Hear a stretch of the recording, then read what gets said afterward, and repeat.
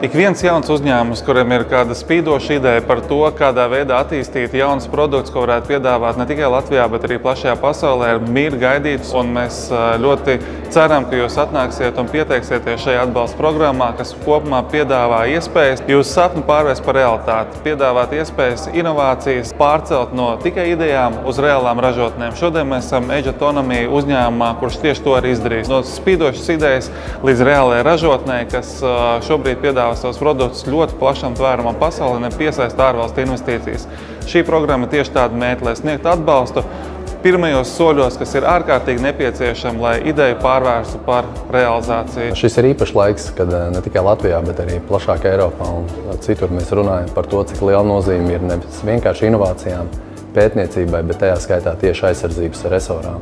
Un šis ir konkrēts piemērs, kur mēs redzam 100 miljonus, kas tiek novirzīti šādu projektu izstrādēji ar ļoti labiem nosacījumiem. Līdz 5 miljoni kapitāla atlaide līdz 1,5 miljonam.